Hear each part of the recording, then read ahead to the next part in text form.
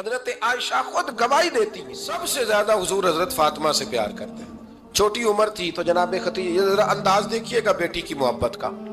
حضرت خدیجہ فرماتی ہیں حضور جب گھر آتے نا تو دروازے پہ کھڑے ہو کے اونچی آواز میں فرماتے السلام علیکم. کہتے ہیں حضور نہ سلام لیتے، میں جواب دیتی اپنے گھر حضور آئے ہیں پر نبی پاک دروازے پہ ہی کھڑے ہیں. فرماتی ہیں کھڑے رہتے حضور، میں پھر تھوڑا ہنستی اور پھر میں کہتی فاطمہ سنتی ہو؟ اماں جی سنتی ہوں. فرمایا تمہارے ابا آ گئے ہیں دروازے پہ. تو فرماتی ہیں جناب فاطمہ وہاں سے دوڑ کے آتی اور رسول کریم کا دروازہ کھولتی، پھر نبی پاک کو انگلی سے پکڑ کے اندر لاتی. فرماتی ہیں جب تک وہ جاتی نہیں اللہ کے رسول دروازے پہ کھڑے رہتے. وہ انگلی پکڑ کے لاتی، پھر رسول کریم انہیں گود میں بٹھا لیتے. فرماتے ہیں وہ چھوٹی چھوٹی باتیں پوچھتی اور حضور ان کے بڑے بڑے جواب دیتے. وہ چھوٹی چھوٹی باتیں، بچپن کی ایک بات لکھی ہے ہمارے محدثین نے. ایک دن چھوٹی عمر میں، بالکل چھوٹی عمر میں حضرت فاطمہ نے پوچھا یا رسول اللہ میں اپنے رب کو کب دیکھوں گی؟ اللہ اکبر، عمر چھوٹی اور بات بڑی کر دی. میں کب دیکھوں گی؟ تو حضور نے فرمایا فاطمہ بڑی جلدی. رب کریم تمہیں جنت میں لے جائے گا اور ساری جنتی عورتوں کی سردار بنائے گا اور پھر میرا رب تجھے اپنا دیدار بھی کرائے گا. تو جناب فاطمہ تو زہرا رضی اللہ تعالیٰ عنہا چھوٹی چھوٹی باتیں کرتی ہیں. حضرت خدیجہ کہتی ہیں جب چلے جاتے نا حضور تو میں پھر بلاتی، میں کہتی ادھر آنا فاطمہ کیا باتیں کر رہی تھی اپنے ابا سے. تو کہتی پھر وہ مجھے بتاتی بھی اور راضی بھی ہوتی. یہ سلسلہ آخر تک چلا. یہ حضرت فاطمہ سے راز کی باتیں کرنا حضور کا آخر تک چلا. بخاری مسلم میں حدیث، وہاں راوی حضرت خدیجہ ہے، یہاں راوی حضرت عائشہ صدیقہ ہے. جناب عائشہ صدیقہ کہتی ہیں حضور کے وصال ظاہری سے کچھ دن پہلے خود نبی کریم علیہ السلام نے حضرت فاطمہ الزہرا کو بلایا اور جب وہ آئیں تو کہتی ہیں ان کو میں نے آتے دیکھا تو میں نے پھر حضور کو ان کے استقبال کے لیے کھڑے ہوتے بھی دیکھا. پھر حضور نے ان کا ماتھا چوما، جہاں بیٹھے تھے وہاں بٹھایا، پہلو میں بیٹھ گئے اور فرماتی ہیں پھر باپ بیٹی باتیں کرنے لگے. میں کوئی چیز بنا رہی تھی تو جناب عائشہ کہتی ہے میں نے دیکھا کہ حضور نے ان کے کان میں کوئی بات کہی تو جناب فاطمہ رونے لگ گئی. پھر حضور نے کان میں کچھ کہا تو وہ مسکرانے لگی.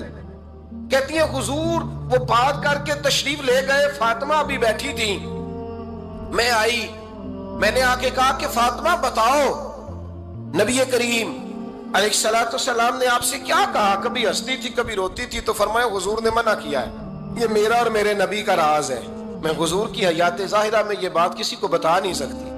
فرماتی ہیں کہ فاطمہ سے تو میں نے پوچھ لیا پر حضور سے پوچھنے کی تو ضرورت ہی نہیں تھی نا، لیکن وہ راز کی بات تھی. کچھ دن گزرے تو حضور بیمار ہو گئے، پھر کچھ دن گزرے تو حضور کا وصال ہو گیا.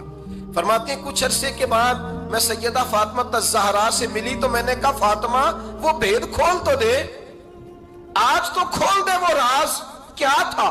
آپ کو بلایا گیا، پھر آپ آئیں، پھر حضور نے بات کی، پھر نبی کریم علیہ السلام کے بات کرنے پر کبھی آپ روئیں کبھی آپ ہنسی، تو یہ کیا تھا؟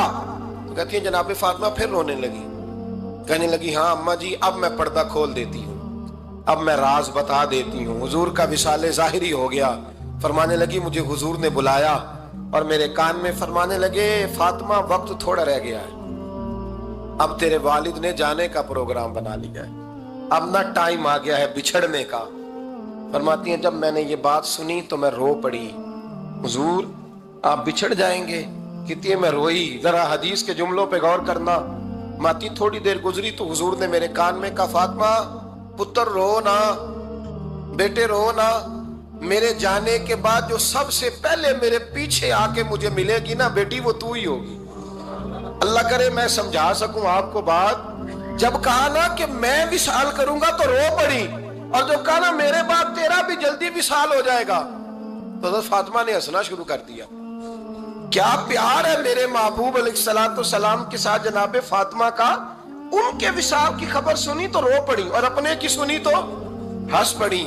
اور پھر حضور نے کہا فاطمہ تجھے یہ بھی پتا ہے نا کہ اللہ تجھے جنتی عورتوں کا سردار بنائے گا، یہ بھی تجھے پتا ہے. تو جناب فاطمہ الزہرا کے ساتھ شروع سے لے کر آخر تک میرے رسول کریم علیہ السلام کی محبت رہی، پیار رہا. اور جناب فاطمہ کا جو حضور سے پیار تھا، چھوٹی سی عمر تھی حضرت فاطمہ کی جب حضرت خدیجہ وصال کر گئی.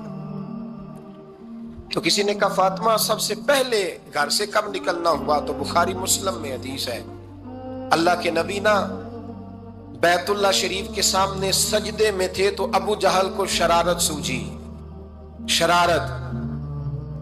اس نے کچھ لوگوں سے کہا، عقبہ بن ابی معیط تھا، کچھ اور لوگ تھے، کہنے لگا میں ابھی رستے سے گزرا ہوں تو وہاں کسی نے اونٹ ذبح کیا ہے، تو اونٹ کی اوجڑی، آپ نے اوجڑی دیکھی ہے نا، جانور کی اوجڑی بڑی وزنی ہوتی ہے، اس میں گندگی ہوتی، اونٹ کی اوجڑی بڑی وزنی ہوتی تھی، کہنے لگا وہاں اونٹ کی اوجڑی پڑی ہے، وہ دیکھو نبی پاک معاذ اللہ سجدے میں ہے، تو معاذ اللہ ثم معاذ اللہ وہ اونٹ کی اوجڑی اٹھاؤ حضور کی گردن پہ رکھ دو۔ تھوڑا سا مشکل سے جمعہ پڑھنا پڑ جائے نا، اور تھوڑا سا مشکل سے پڑھانا پڑ جائے تو ہم دین کے بہت بڑے خدمت گزار بن جاتے ہیں۔ یہ دیکھو سجدے کتنی مشکل سے ہو رہے ہیں، یہ دیکھو سجدے کتنی مشکل سے ہو رہے ہیں، کتنی مشکل سے حضور کے سر انور پر اوجڑی رکھ دی۔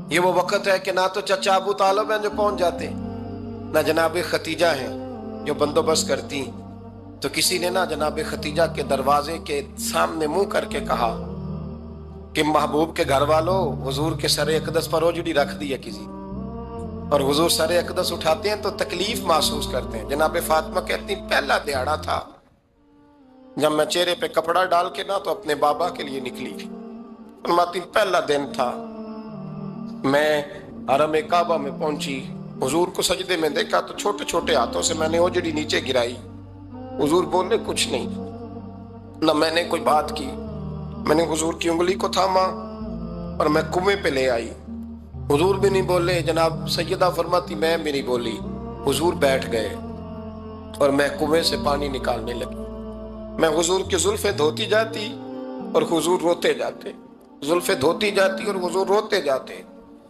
پھر حضرت فاطمہ نے جب حضور کی زلفیں دھو لی تو ہاتھ اٹھائے، کہا اے اللہ جنہوں نے میرے بابا کو تکلیف دی ہے نا ان کو برباد کر دے۔ میں رات روایت پڑھ رہا تھا مشکات سے تو میں حیران ہو رہا تھا کہ یہ عجیب منظر ہے، یہ عجیب منظر ہے کہ جب طائف والے پتھر مارے اور نبی کریم علیہ السلام سے حضرت زید بن حارثہ کہ حضور دعا کریں گے تباہ ہو جائے، تو نبی پاک کہ نہیں زید میں نے نہیں ان کے لیے تباہی کی دعا کرنی، یہ نہیں ٹھیک ہوتے تو ہو سکتا ہے ان کی نسلیں ٹھیک ہو جائیں۔ اور جب احد میں وہ لوگ پتھر مار کے دانت شہید کر دیں، حضرت ابوبکر صدیق جیسی ٹھنڈی طبیعت کا آدمی عرض کرے حضور دعا کریں یہ تباہ ہو جائے، حضور نے فرمایا اللہم اہد قومی فإنہم لا یعلمون، یا اللہ میری قوم کو ہدایت دے، یہ جانتے نہیں یہ کیا کر رہے ہیں۔ حضور نے کبھی بھی کسی کے لیے دعائیں ضرر نہ فرمائی، لیکن آج یہ عجیب منظر ہے، شاید یہ واحد وہ وقت ہے کہ جناب فاطمہ الزہرا نے جب کہا نا کہ اے اللہ انہیں برباد کر دے جنہوں نے آج میرے والد کو تکلیف دی ہے، حضرت فاطمہ کی دعا سن کے تو حضور نے بھی ہاتھ اٹھائے، کہا اے اللہ جیسے میری بیٹی کہتی ہے نا ویسے ہی کر دے، اللہ کر دے انہیں برباد، فاطمہ جیسے کہتی ہے ویسے، اللہ کرے آپ کو سمجھ آئے میری بات کی کہ وہاں جہاں شدید تکلیف دی گئی وہاں حضور نے کسی کے لیے ایسی دعا، اور یہاں فرمایا اللہ جیسے فاطمہ کہتی ہے ویسے، اللہ اکبر۔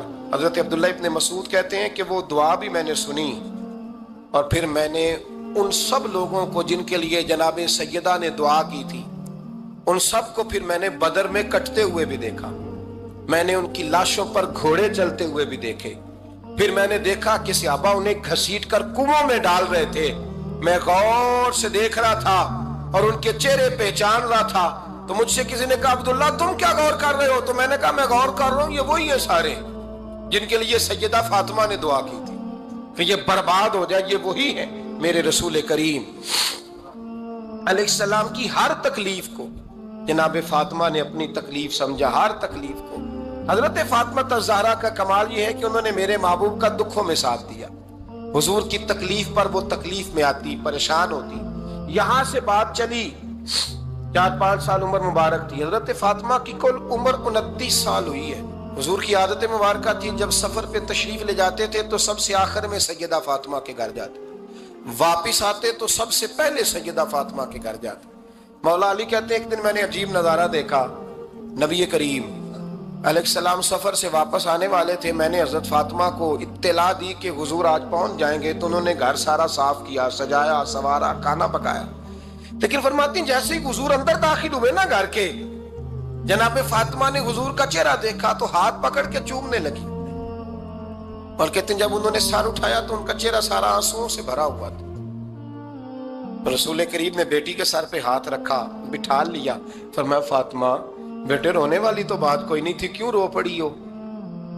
تو عرض کرنے لگی محبوبہ میں بچپن سے دیکھ رہی ہوں، محنت کرتے، جد و جہد کرتے، مشقت کرتے، یا رسول اللہ آج آپ آئے ہیں تو آپ کے چہرے پر تھکاوٹ کے آثار ہیں، حضور وجود تھکا ہوا ہے۔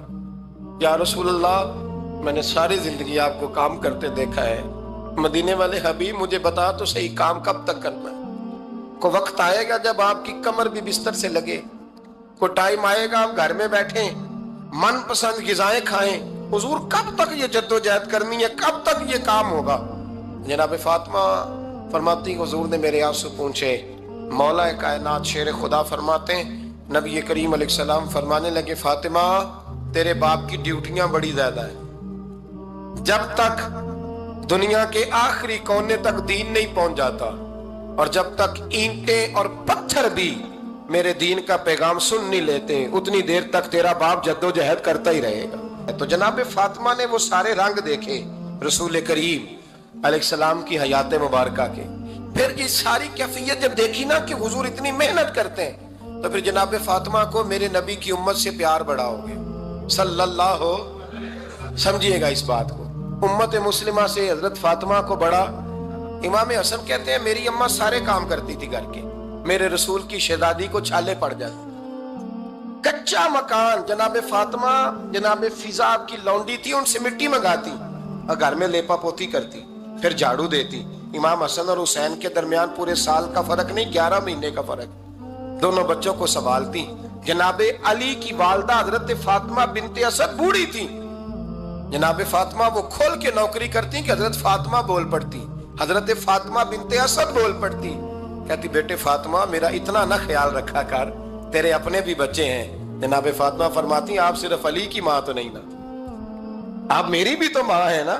یہاں بیبیاں فلسفہ بیان کرتی ہیں، وہ کہتی ہیں جی کس حدیث میں آیا ہے ساس سسر کی خدمت فرض ہے؟ میں نے کہا کسی میں بھی نہیں آیا۔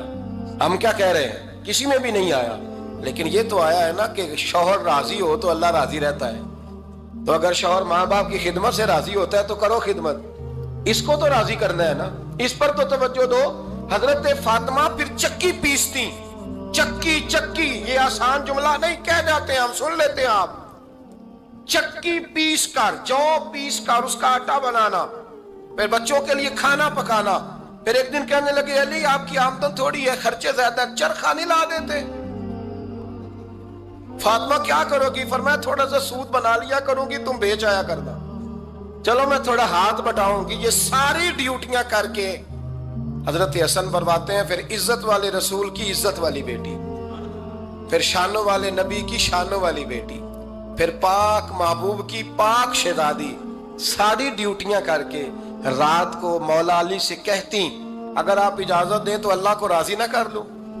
حضرت علی فرماتے فاطمہ جیسے دل کرے۔ تو امام حسن کہتے ہیں پھر میری ماں مصلی بچھا لیتی، مصلی، اور پھر ساری رات وہ نماز پڑھتی، ساری رات، اور فرماتے ہیں جب سویرے ہاتھ اٹھاتی تو پہلی دعا یہ کرتی اے اللہ میرے رسول کی امت پہ رحم فرما، اے اللہ میرے رسول کی امت پہ رحم فرما۔ تو کہتے ہیں زمانے بیت گئے یہ دعا سنتے تھے۔ ایک دن میں قریب گیا تو میں نے کہا امی حضور کوئی دعا میرے لیے بھی کر دیں، کوئی حسین کے لیے بھی کر دیں، کوئی زینب کے لیے بھی کر دیں۔ ساری دعائیں امت مصطفیٰ امت مصطفیٰ امت مصطفیٰ۔ کتنا بڑا جملہ ہے، کتنا بڑا، شیخ محقق نے لکھا ہے کتنا بڑا۔ جناب فاطمہ فرمانے لگی تیرے لیے بھی کرتی ہوں، حسین کے لیے بھی کرتی ہوں، زینب کے لیے بھی کرتی ہوں، سب کے لیے کرتی ہوں، پر بیٹا یاد رکھنا فاطمہ کی دعاؤں پر پہلا حق میرے رسول کی امت کا ہے۔ فاطمہ کی اصل میں بات بہت خوشی کی سنا دی میں نے آپ کو، لیکن آپ وہیں سست کے سست رہ گئے۔ یہ کسی عام آدمی کی دعا نہیں، پیر صاحب کی، درویش صاحب کی رٹی رٹائی دعا نہیں، یہ سیدہ فاطمہ کی دعا ہے۔ آپ کو اتنا بڑا خزانہ مل رہا ہے اور آپ سمجھے ہی نہیں بات کو۔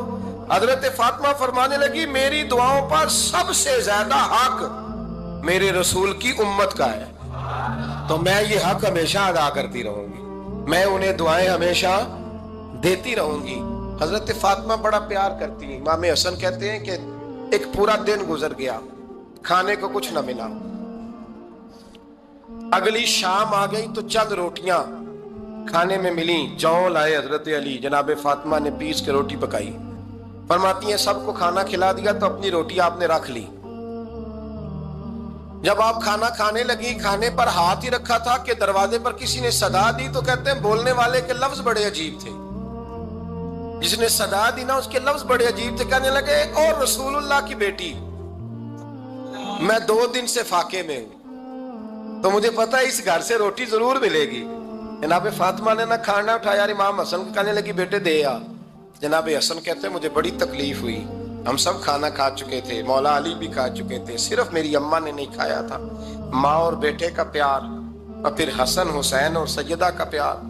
فرماتے میں نے کہا اماں جی آدھی دے دیتے ہیں, آدھی آپ کھا لیں, پورا دن گزر گیا آپ فاقے سے ہیں.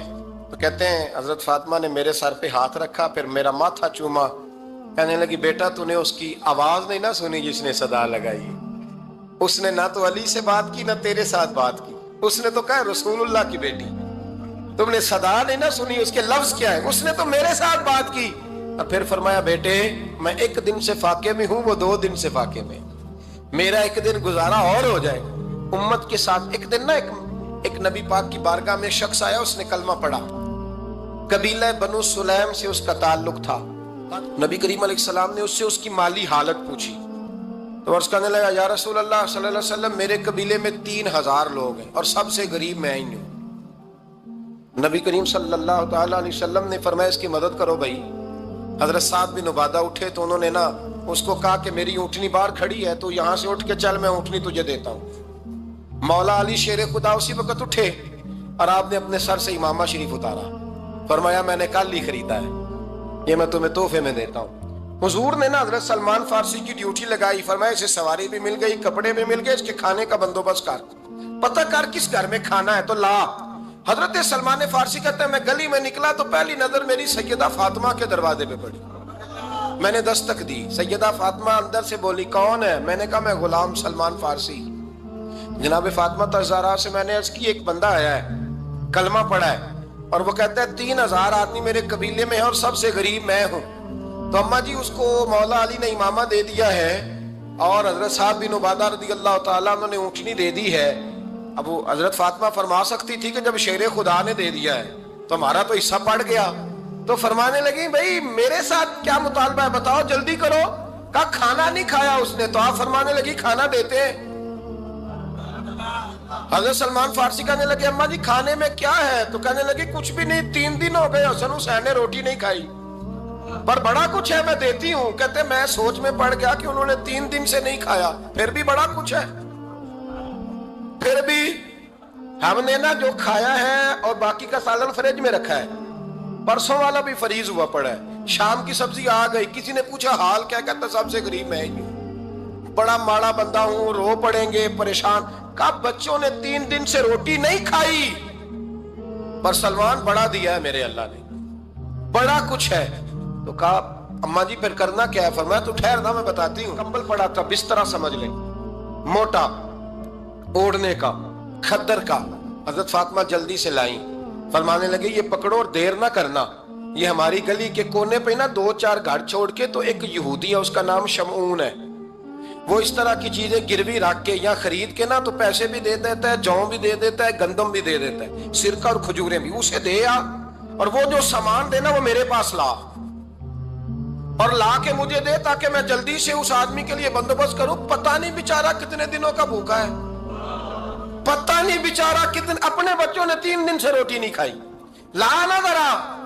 حضرت سلمان فارسی کہتے ہیں میں نے تھوڑا توقف کیا کہ میں آپ کا بستر لے جاؤں, یہ کمبل لے جاؤں. تو فرمانے لگی حکم ہے میرا, وہ جانا پڑے گا. جناب سلمان فارسی کہتے ہیں میں شمعون یہودی کے پاس گیا, میں نے کہا یہ کمبل لو, چاہے تو نگد پیسے دے دو, سامان خرید لیتے ہیں, اور چاہے تو اناج, جوں, سرکہ, کھجوریں جو تمہارے پاس ہے دے دو.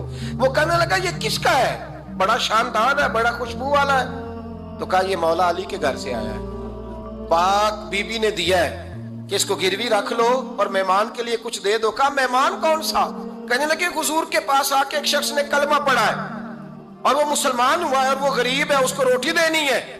تو وہ شمون یہودی کہنے لگا میں بھی تورات پڑھا کرتا تھا, تو آج ہی سویرے میں نے پڑھا ہے, آج ہی سویرے پڑھا ہے, ابھی پڑھا ہے. میں بڑی دیر سے حضور آئے تھے پر میری آنکھوں پہ پردہ ہی رہ گیا. مقدر سکندر کا دیکھو کہ پیاسے چلے جا رہے ہیں کنارے کنارے, میں پیاسا ہی مرنے لگا تھا. آج ہی میں نے پڑھا ہے کہ جو آخری امت آئے گی نا, اس امت میں جو رسول اللہ صلی اللہ علیہ وسلم کے قریبی ہوں گے, ان کا کمال یہ ہوگا کہ وہ اپنا پیٹ پر پتھر باندھ کے دوسروں کی مدد کیا کریں گے. یہ میں نے آج ہی پڑھا ہے اور ابھی تو نے مجھے اس کا نظارہ کرا دیا ہے. کہنے لگا یہ چادر بھی لے جا, جو بھی لے جا, سرکہ بھی لے جا, آٹا بھی لے جا, کھانا بھی لے جا, اور اس طرح کر کے میرے پاس سے نقد بھی لے جا, اور جناب فاطمہ سے کہنا یہ سارا کچھ رکھ لے, اور انہیں کہنا کہ مجھے پتا ہے آپ قبول نہیں کریں گی پر قبول کر لے, وہ آپ کا کمبل آیا ہے تو میرا دل نرم ہو گیا ہے, میں یہ قربانی بھی دیتا ہوں اور آپ کے باپ کا کلمہ پڑھ کے مسلمان بھی ہوتا ہوں. حضرت علی کہتے ہیں جناب فاطمہ نے جواب دیا کہ بہترین عورت وہ جسے نہ کبھی غیر محرم دیکھا ہو اور نہ غیر محرم نے کبھی, وہ بی بی نے بھی کبھی غیر محرم بندہ نہ دیکھا ہو, دیکھا ہی نہ ہو اس نے. یہ پوائنٹ ذرا مشکل ہے, سمجھنے والا ہے. تو حضرت علی کہتے ہیں میں وہاں سے گردن جھکائی اور بیچ آ کے بیٹھ گیا, بات ابھی جاری تھی. حضور نے فرمایا آتا ہے کسی کو جواب؟ تو کہتے ہیں میں نے ہاتھ کھڑا کیا, میں نے کو حضور آتا ہے, تو حضور مسکرا پڑے, فرمایا چل بتا. میں نے عرض کی حضور بہترین عورت وہ ہے کہ نہ کبھی اسے غیر محرم نے دیکھا ہو نہ اس نے کبھی غیر محرم دیکھا ہو. تو حضرت علی کہتے ہیں شاباش, مجھے ملنی چاہیے تھی نا.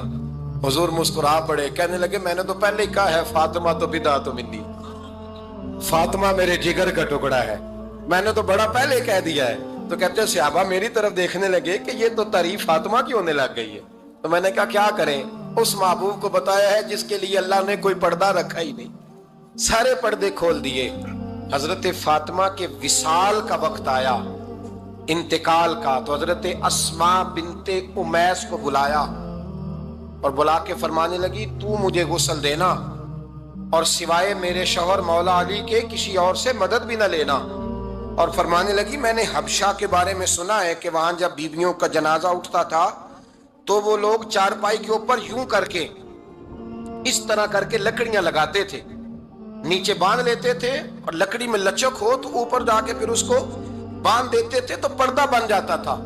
فرمایا میں نے علی کو بتا دیا ہے, تمہیں بھی بتا رہی ہوں, جنازہ میرا رات کو اٹھانا اور لکڑیاں لگا کے نا تو اوپر پردہ کر لینا, میرے وجود پر پڑی ہوئی چادر پر بھی کسی کی نظر نہیں پڑنی چاہیے. رات کو جنازہ اٹھانا اور رات کو مجھے دفن کر دینا.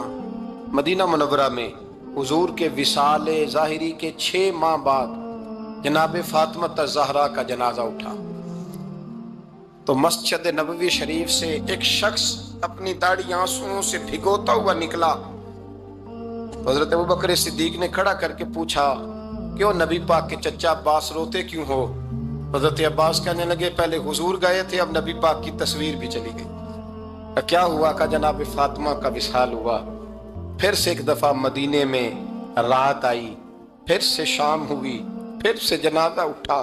شیر خدا علی المرتضیٰ رضی اللہ تعالیٰ عنہ نے, حضرت عباس نے, حضرت قسم الدین عباس نے, حضرت عبداللہ ابن عباس نے تدفین سے فارغ ہوئے.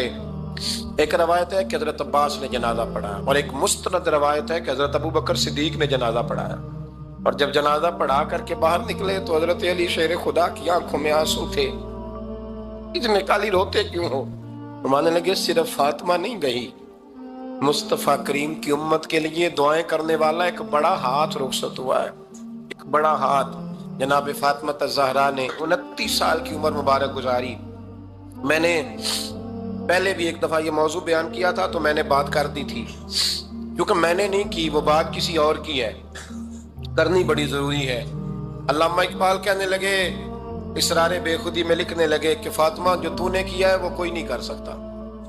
اقبال کہنے لگے فاطمہ جب تجھے دیکھتا ہوں نا تڑپ اٹھتا ہوں. کہنے لگے اے فاطمہ میرے رسول کریم نے نا میرے پاؤں میں شریعت کی زنجیریں باندھ دی ہیں, اگر مجھے شریعت منع نہ کرتی, حضور پابند نہ کرتے تو میں کعبے کا طواف نہ کرتا, تیری قبر کا طواف کرتا. फातिमा तूने 29 साल में वो इनकलाब बर्पा किया, उम्मत पर वो रहमत की। अली के घर की है इज्जत, अली से सुनते हैं। नबी के घर की है इज्जत, नबी से सुनते हैं। वो जिसने मुअज़्ज़ज़ किया घराने को, हुसैन पाल के जिसने दिया जमाने को। और मेरे आला हज़रत फरमाते हैं सैयदा जाहिदा तय्यबा ताहिरा। कभी आप अगला फिक्रा सुने ने तो बरेली के इमाम ने हद कर दी, फरमाने लगे जाने अहमद की राहत पे लाखों सलाम। जाने अहमद कहते हैं नबी पाक की जो जान है वो सैयदा फातिमा है। और सिर्फ जान नहीं, ये वो वाली हुजूर की जान है जिससे नबी पाक सुकून हासिल करते हैं, राहत हासिल करते हैं। जाने अहमद की राहत पे। और इसका एक तर्जुमा ये है कि नबी पाक की जान को सुकून हजरत फातिमा की वजह से मिलता है। जाने अहमद की राहत पे लाखों सलाम। और हजरत हसनैन करीमैन का जिक्र करते हुए फरमाते हैं आप ततहीर से जिसमें पौधे जमे। हजरत फातिमा के बारे में कुछ रवायतों में ये आता है कि औरतों की तरह उन्हें हैज निफास नहीं आता था, अल्लाह ने पाक पैदा फरमाया। और मौला अली तो पहले ही पाक है। तो फरमाते हैं ये जो बच्चे हुए ना, ये आब ततहीर से जिसमें पौधे जमे। ये बरेली के इमाम की मोहब्बत है सैयदा फातिमा से और हसनैन करीमैन से।